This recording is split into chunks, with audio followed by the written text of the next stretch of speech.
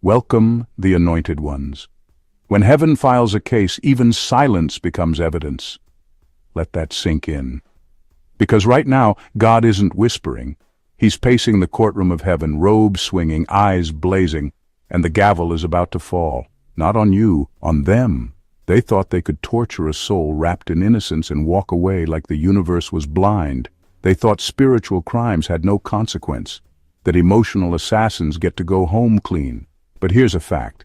In ancient law, the penalty for bearing false witness wasn't just shame, it was the exact punishment they tried to get for the innocent.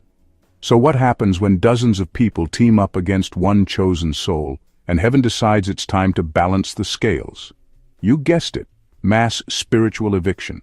Heaven's not playing fair, it's playing divine. And let's be honest, some of these folks are about to learn the hard way that karma isn't just a vibe, it's God's legal assistant. Oh, and if you've ever wondered whether God takes betrayal personally, especially when it's done to one of his own, buckle your seatbelt, because today, we're pulling back the curtain on what happens when divine judgment stops being delayed and starts becoming dangerous. Let's get into it. Number 1, they didn't just lie on you, they lied to the divine about you. They didn't just lie on you, they lied to the divine about you. That's why God is furious. This wasn't ordinary slander. This wasn't just someone running their mouth out of jealousy or spite. This was a spiritual attack disguised as petty gossip. They opened their mouths and rewrote your entire story, hoping no one would fact-check it, not knowing the author himself was listening. They tried to present you as guilty when you were nothing but obedient, faithful, and quiet. And worse, they thought they were convincing enough to deceive heaven. They weaponized words like daggers. They didn't say, "This person hurt me." They said, "This person is a problem." They didn't just attack what you did. They questioned who you are. And there's a difference. One is human conflict. The other is identity assassination. These people twisted your name, mocked your calling, and labeled your character in ways that stripped you of dignity, while smiling about it like it was harmless. That's why this goes beyond karma. This is now personal to God. They didn't just disrespect you. They disrespected the decision God made when He chose you. When someone smears the reputation of a chosen one, they're not just running a smear campaign. They're opposing divine judgment. You didn't appoint yourself. You didn't anoint yourself. God did that. And the moment they came after you like you were just another random person, they stepped into dangerous territory. They thought they were talking about you to others, but they were talking against you in front of the very one who sealed you. It's like someone walking into a courtroom, lying about an innocent person, and assuming the judge isn't paying attention. They didn't realize that heaven doesn't need lawyers. God is the witness, the judge, and the verdict. And when lies are told about the innocent, divine judgment doesn't ask for a rebuttal. It brings a response, a fierce one. So yes, you kept quiet. You stayed gracious. You endured. But what they forgot is, while you were silent, God was documenting. And every false word they thought they buried is now being used to dig their own spiritual consequences. This isn't just payback. This is divine correction, and it's already in motion. Number 2, they didn't mistreat you. They mocked God's selection process. They didn't just mistreat you. They mocked God's selection process. That's what makes this different. This wasn't just about personal dislike, envy, or misunderstanding. It was deeper.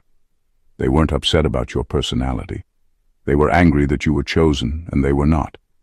It's not that you did something wrong. It's that your very existence as a chosen one exposed their spiritual rejection, and they couldn't handle it. They couldn't believe God would skip over them and choose someone like you. You didn't fit the image in their head. You weren't loud enough, polished enough, agreeable enough, or broken enough to be their version of worthy. They were waiting for God to choose someone they could control, applaud, or tolerate. But instead, He chose you. Quiet, real, observant, flawed but faithful, and that messed with their ego. So rather than surrender to God's decision, they tried to fight it by tearing you apart. They acted like they had the authority to override God's will. They thought their disapproval of you could somehow cancel your calling. They really believed that if enough people agreed to hate you, maybe heaven would change its mind. That's how delusional pride becomes when people think they're more righteous than God. But the more they attacked you, the more they proved why they weren't chosen. Because a true servant of God doesn't go to war with his decisions. They honor them even when they don't understand. You became a spiritual threat, not because of what you said or did, but because of who you represented. You were proof that God chooses the unseen, the overlooked, the misunderstood. You were a living contradiction to their religious performances, fake humility, and self-appointed importance. And instead of repenting, they retaliated. But now it's too late to undo what's been done. They didn't just challenge your assignment, they challenged the one who assigned it, and heaven does not take that lightly. They mocked the throne with their actions. They insulted God's wisdom. And now he's answering, not with words, with wrath. Because when people dare to interfere with divine order, they don't just get exposed, they get corrected in front of everyone. Number 3, they wanted blood, not truth, because your innocence convicted their guilt. They didn't want the truth. They wanted blood. That's what made it so dangerous. Your innocence wasn't something they just ignored. It was something they actively hated. You weren't the threat because you did something wrong. You were the threat because you didn't. You weren't chaotic, scandalous, or fake enough to fit into their mess. So instead of leaving you alone, they tried to destroy you. And not quietly either. They did it loudly, boldly, and in full agreement with one another, as if your downfall was something they were entitled to. Your purity made them uncomfortable. Your peace irritated their demons. Your ability to remain kind, grounded, and unbothered in the face of their cruelty showed them just how corrupt they had become. And they couldn't take it. You didn't need to clap back or prove anything. Just standing there with clean hands was enough to expose everything they'd been trying to hide behind fake smiles, false narratives, and forced alliances. They needed you to fall. They wanted you to snap. Because if you stayed grounded, their whole storyline collapsed. They needed something dirty on you to validate the filth they were already drowning in, but nothing stuck. You didn't give them what they wanted, and that drove them insane. So they did what broken people do. They lied, they exaggerated, they created drama where there was none. They turned their guilt into your trial. And let's be honest, some of them weren't just trying to hurt you, they were trying to erase you, wipe out your credibility, kill your influence, cancel your calling. All because they couldn't stand the fact that you walked in a level of favor they never earned. It wasn't personal, it was spiritual. And when someone is spiritually out of alignment, they will always try to crucify what's clean to feel better about what's corrupt. But God saw it. Every twisted word, every conversation behind closed doors, every trap set. And now he's responding, not because you're perfect, but because you were innocent in the face of full-blown hate. They went looking for dirt, and God found a spotless soul. And now he's demanding justice, loudly. Number 4, God sat silent. Not because he was absent, but because he was collecting receipts. They thought God's silence meant permission. They thought his stillness was a sign that he didn't care. Or worse, that he agreed with them. But what they didn't realize is that when God goes quiet, it's rarely because he's doing nothing. It's because he's documenting everything, every whispered insult, every fake smile, every lie told behind your back. Heaven wasn't ignoring it. Heaven was archiving it. You weren't being overlooked. You were being observed under protection. God didn't step in early because he knew the truth needed to reveal itself without interference. If he had interrupted the storm too soon, people would have questioned your strength. They would have thought you were rescued instead of righteous. But now there's no question. You didn't just survive it. You stayed clean through it. And while they were busy setting traps, laughing, and watching for your downfall, God was building a legal case in the spirit that none of them saw coming. Divine judgment doesn't always crash in like thunder. Sometimes it builds like a wave, silent, heavy, and impossible to outrun once it hits. God didn't forget what they did. He didn't overlook the way they treated you. He was just giving them time to repent. Not because they deserved it, but because you did. Because the mercy he gave them was his way of honoring the love you still had for some of them, even when they didn't deserve it. But that time is over now. What's coming is not emotional revenge. It's legal correction from the highest authority. And it will be precise. Because when God moves after silence, it's not with confusion, it's with receipts. Nothing will be exaggerated, nothing will be left out. Everyone involved will get their portion.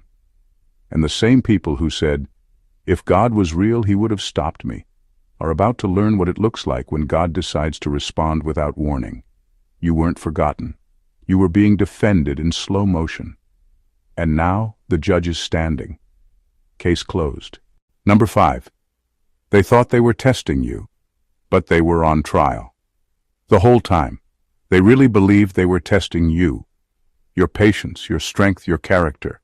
They poked at your wounds, pulled at your triggers, and expected you to break down, lash out, or lose yourself. But what they never realized is that you were never the one being tested. They were. Your life, your response, your silence, it all exposed them, and heaven took notes. God didn't allow the persecution to see if you would survive. He already knew you would. You were built for it. The real purpose was to reveal them, to show exactly how much darkness they were willing to entertain, speak, and participate in when they thought there would be no consequences. Your presence was a mirror. You exposed the jealousy they tried to dress up as concern. You exposed the control they called protection. You exposed the bitterness they tried to cover with fake wisdom. They could have walked away. They could have checked themselves. They could have chosen humility, but instead they chose cruelty, and they chose it with full awareness. They ignored every opportunity to show compassion. They weaponized every vulnerability you showed. They failed the exam by proving they'd rather be right than be righteous. And that's why God is stepping in. Not because you couldn't take it, but because they couldn't be trusted with your presence. They thought this was a game. They didn't know it was an investigation. They assumed they were watching your response, when all along, God was watching theirs. How far would they go to tear you down? How far would they go to paint you as the problem? How much venom would they release in the name of truth? That's what heaven wanted to see. And now that it's been made clear, judgment is coming. Not emotional backlash, but divine accountability. They weren't exposing you. They were revealing themselves, and the mask is off for good. What they thought was your breakdown was actually their breakdown under divine observation. And now they're the ones being sentenced. Not because you asked for it, but because they earned it. Number 6, you were the lamb they slaughtered. But this time, God's not letting it be for their salvation. They treated you like a sacrifice. Like the pain they dumped on you would somehow cleanse them. Like if they could just break you enough, humiliate you enough, isolate you enough, maybe they'd feel better about their own darkness. They projected their guilt onto your name and convinced themselves that what they were doing was justified. They weren't just cruel, they were calculated. They gathered together, shared their lies, and acted like handing you over to the fire was some kind of necessary cleansing. But there was no redemption in their motives. Only ego. Only evil. They told people you deserved it. They twisted your silence into guilt, your strength into arrogance, your discernment into rebellion. They made you the scapegoat for everything they couldn't control, couldn't understand, or couldn't dominate. They didn't want healing. They wanted a target. So they picked the one who never fought dirty, the one who kept forgiving, the one who had every chance to clap back but didn't. You were innocent, and that's what made you dangerous to them. But this time, heaven is not letting it go. God's not turning this into a sermon about suffering for a greater good. This isn't about you carrying a cross so they can find grace. That door is closed. What they did wasn't holy, it was hostile. And now, your pain isn't being used for their salvation. It's being used as evidence. What they did to you has become their spiritual bill, and heaven always collects. They thought they could use you up, drain your energy, attack your name, and walk away clean. But what they didn't count on was divine reversal. God is not ignoring what happened. He's not dressing it up in religious language. He's calling it what it was: unjust, evil, abusive, and fully accountable. There will be no peace for those who bought their comfort with your destruction. They didn't just mistreat you. They abused a soul God trusted them with. And now the very pain they tried to erase is the spotlight heaven is using to expose every hidden motive, every whispered betrayal, every silent spectator. Justice isn't coming, it's already arrived. Number 7. They built their reputation on breaking yours. Now, heaven is reversing the currency. They didn't just damage your name, they used it. They turned your struggle into a storyline, your missteps into entertainment, and your healing journey into a punchline. The more they distorted your image, the more attention they got. The more they humiliated you, the more power they felt. They built their own status off your suffering, and they called it truth-telling, venting, or just being honest. But what they were really doing was harvesting influence from your downfall, and they never thought there'd be a cost. They gained sympathy, built alliances, and earned trust by turning people against you. They painted themselves as the victim, the hero, the wise one, all while dragging your name through the dirt behind closed doors. But here's what they didn't understand. God keeps receipts, and heaven doesn't just reward the innocent, it exposes the manipulators. Everything they gained through dishonor is now being reversed. The very credibility they stole using your name is starting to collapse. People are waking up. The truth that was once buried under layers of manipulation is rising to the surface without you having to say a word. Your name is being restored organically, not through revenge, not through clapbacks, but through divine orchestration. God is flipping the microphone. The same audience that once clapped for your mockers is now uncomfortable. The applause has died down. The story isn't working anymore, because the fruit doesn't lie, and the ones who tried to ruin you are now bearing rotten outcomes. Their peace is gone, their favor is crumbling, their connections are unraveling, because what they built was never real. It was propped up on lies. You don't have to vindicate yourself. You don't have to explain. Your silence isn't weakness. It's strategy, because while they were performing, God was preparing a divine reversal. And now their greatest shame is unfolding in the same spaces where they once tried to shame you. That's not coincidence. That's God making sure everyone sees the difference between real favor and borrowed fame. Number 8. Heaven was never neutral. It was waiting for the scales to tip. You thought God was silent because he was trying to decide who was right. But there was never a question. Heaven was never neutral. God wasn't pacing the floors of eternity wondering if maybe you had deserved it. He saw everything from the start. Every lie, every scheme, every time they smiled in your face while stabbing you in the back. His silence wasn't hesitation, it was strategy. He was letting them show their full hand.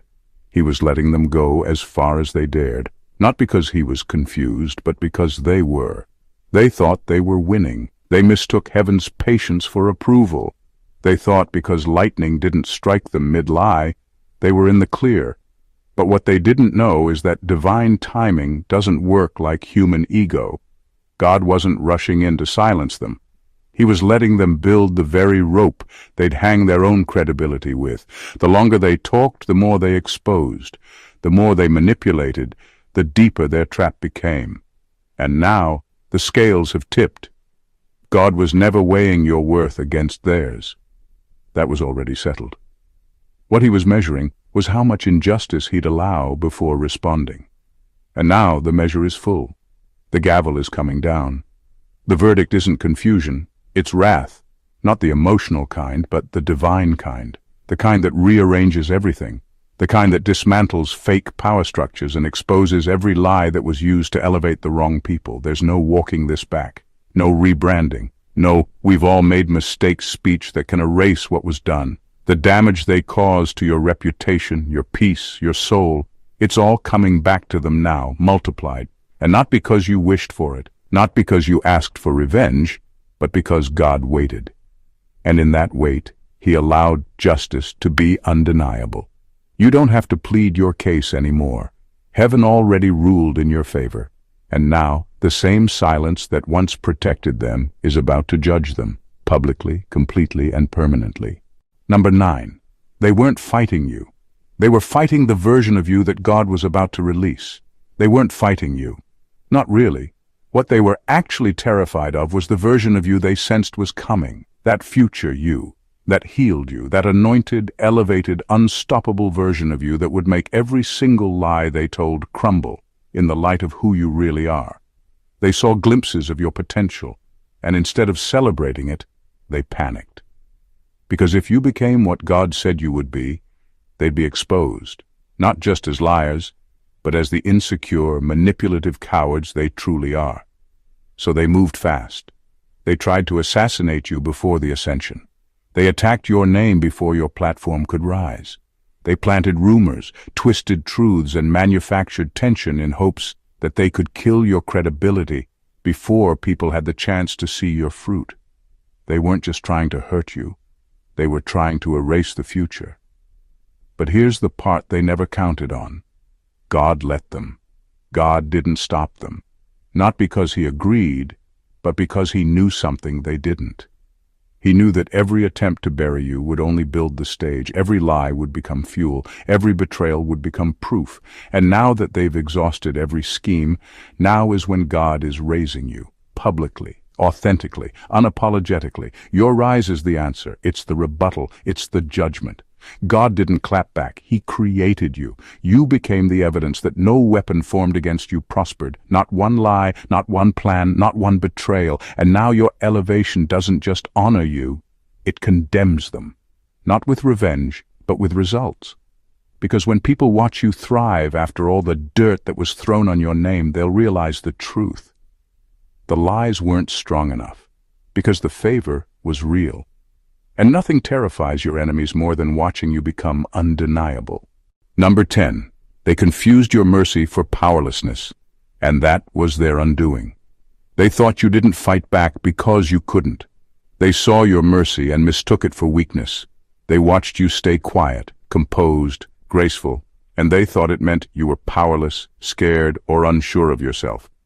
But what they never understood is that your silence wasn't submission. It was spiritual discipline. It was divine alignment. You weren't sparing them because they were untouchable. You were sparing them because you were covered. You had every chance to retaliate. You had enough truth to expose them, enough receipts to burn the entire circus to the ground.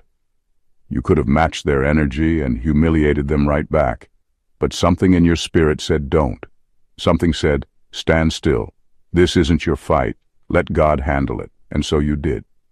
You watched them laugh, brag, and boast like they'd won something, while all along, heaven was counting every act of restraint as righteousness on your record. They were too arrogant to see the truth. They thought because there were no immediate consequences, they'd gotten away with it. That's what pride does. It blinds people to the patience of God and convinces them they're invincible. But mercy isn't approval, and delay doesn't mean denial. Mercy is God holding back judgment to give people time to repent.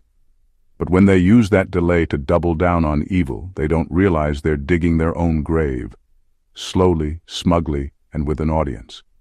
Now the delay is over. Heaven's no longer holding back. The restraint that covered them has lifted. And what's coming isn't just consequences. It's clarity. People are going to see what was hidden. The ones who laughed with them will start to question everything. Their alliances will dry up. Their words will start working against them. Because when mercy ends, exposure begins. And when exposure begins, so does the fall. They weren't unbreakable. They were just being spared because of you. But now that heaven has released the case, their protection is gone. You never needed to destroy them, you just needed to survive them. And now that survival is what's sealing their fate. Number 11. They said God won't do nothing, until they realized his delay was their death sentence. They really believed God wasn't going to do anything. They mocked your faith. They laughed at your tears. They spoke your name with boldness, thinking they'd silenced heaven with their lies.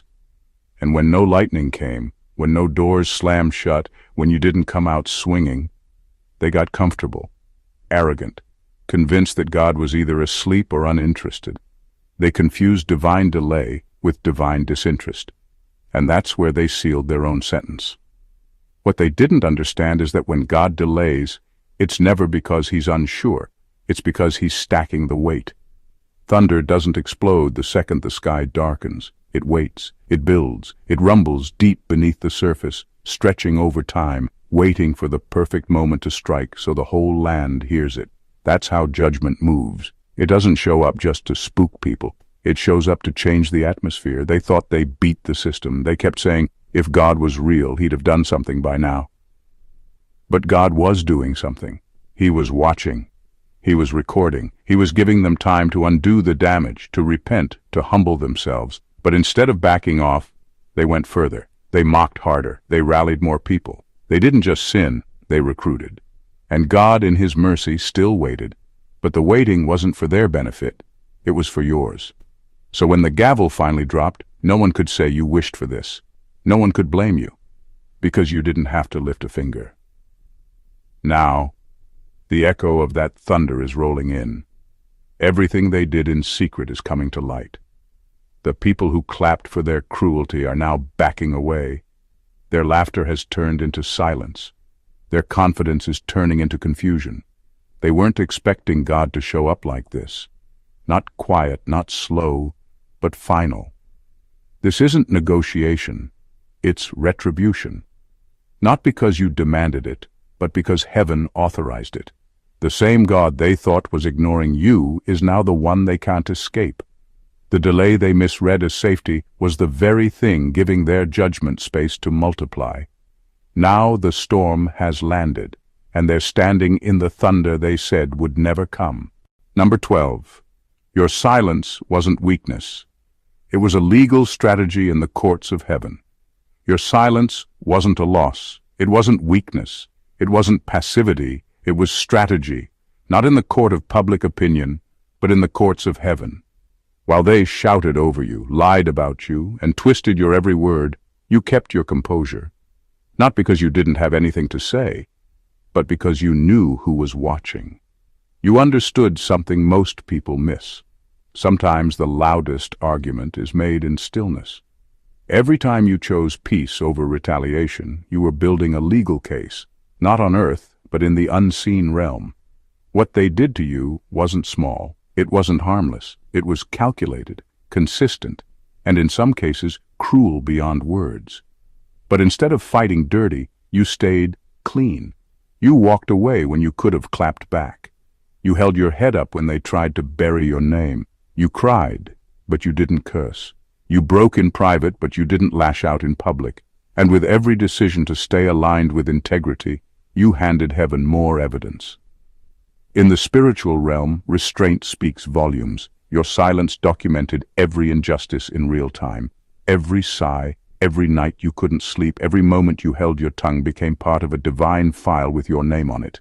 And now that file has reached heaven's courtroom, and the judge isn't debating. He's ruling. God is moving for you now because of your silence. He's not stepping in because you shouted loud enough. He's stepping in because your silence proved who you are and exposed who they are. Your quietness wasn't emptiness. It was obedience. It was trust. And now it's your weapon. The very thing they thought disqualified you is what heaven used to qualify you for divine intervention. They thought you lost. They thought you were done. But heaven saw something they didn't. A soul that refused to stoop, and a spirit strong enough to trust God even when it hurt. Now, your vindication isn't just coming, it's legally justified. Heaven isn't just defending you emotionally, it's defending you legally. The case has been reviewed, the verdict is final, and it's about to echo loud enough to silence every lie they ever told. Number 13, they tried to write you out. Now God is rewriting history with your name in gold. They thought they had the final word on your story. They thought if they erased your name from conversations, rewrote events, and spun just enough believable lies, you'd quietly disappear into the background. They wanted to reduce you to a footnote in a narrative they controlled. So they buried your truth under gossip. They crossed your name out of rooms you helped build. They whispered just enough poison to shift public opinion. And for a while it looked like it worked. People turned cold, doors closed, your character was questioned, your presence avoided. But here's the plot twist they never saw coming. God has editorial rights to your story, and heaven doesn't need their agreement to rewrite the script. Every chapter they tried to destroy is being recovered. Not just recovered, but redeemed. Your name isn't just being cleared, it's being crowned. Because when God restores, he doesn't just fix what was broken. He elevates it in front of the same audience that tried to break it. You see, this isn't ordinary vindication, this is divine editing. God isn't just correcting a few pages. He's rewriting the whole history, and the pen is dipped in justice. The ink is laced with honor. The same moments they tried to erase are now becoming the reasons you're being elevated. The same name they tried to tarnish is now being highlighted in gold, publicly, permanently. And here's the best part. Heaven isn't consulting your enemies for clearance. They don't get a vote. They don't get to edit. They don't get to add footnotes or disclaimers to the miracle God is writing with your life. All they get to do now is watch, as God exalts the very name they swore would never rise again. Your story isn't over. It was just interrupted.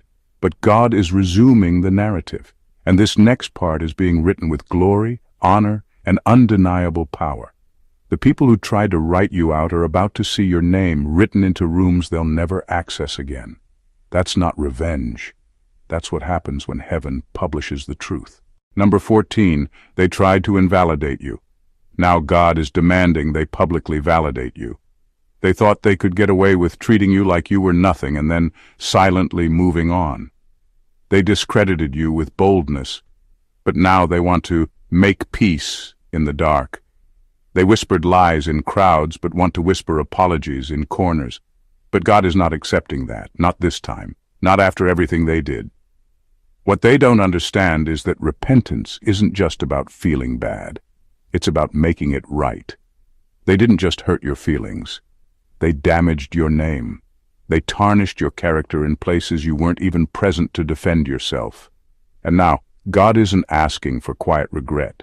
He's demanding public restitution. The same mouths that disrespected you will be required to correct the record with the same energy. They mocked you boldly.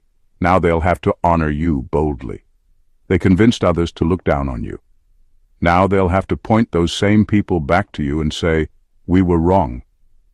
Because spiritual justice isn't about humiliation. It's about divine balance. What was done in public must be corrected in public. Anything less would be unfinished repentance. And heaven doesn't do half healing. This is deeper than vindication. This is a spiritual transaction. It's restitution. What was taken from you in the form of respect, opportunity, and reputation must be returned, and with interest. God is not playing about your name. He saw the humiliation you endured. He watched you stay silent, still and gracious while they dragged you. And now, the gavel has dropped. Heaven's not requesting a private apology. It's demanding public validation. And they'll have a choice. Restore what they stole from your image, or deal with the judgment that follows when God has to do it for them. But one way or another, you will be honored. Loudly, clearly, powerfully. Because heaven doesn't just heal reputations, it restores honor. And when God steps in, He doesn't just defend your name, He establishes it. Let them talk. Let them spin their stories, rewrite timelines, and pretend they were innocent. Because at the end of the day, there's a judge who never missed a second of it. And now, the courtroom of heaven is no longer in recess. The gavel has struck. The verdict has been written in fire. And the truth, your truth, is about to speak louder than every lie they tried to cover you with. You weren't just attacked. You were targeted because of your light. You weren't just rejected. You were sacrificed so their shadows wouldn't look so dark. But here's what they never counted on. You were marked not for destruction, but for divine demonstration. They thought the pain would finish you. They thought their manipulation would define you. But all they did was make you undeniable. The very ashes they tried to bury you in are now becoming the ink God is using to rewrite the next chapter of your story. And it's being written in bold gold letters. This isn't just about justice. It's about reversal. It's about God flipping the very stage they tried to use against you and turning it into your platform. Not so you can scream, "I told you so," but so you can walk in undeniable proof that heaven always wins. Even if it takes a little longer than expected, you won't have to argue. You won't have to clap back. The results will speak louder than anything you could ever say. So don't shrink. Don't second-guess your worth because of people who were too broken to see it. God is moving. And this time, He's not coming as comforter. He's coming as avenger, not because you begged for it, but because he's righteous, and righteousness always corrects injustice.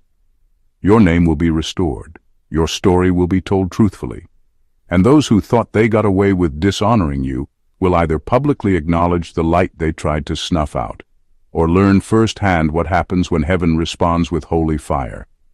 God is not just vindicating you, he is establishing you. So take your hands off the wheel, chosen one. This is no longer your battle, it's God's show now, and you're the headline.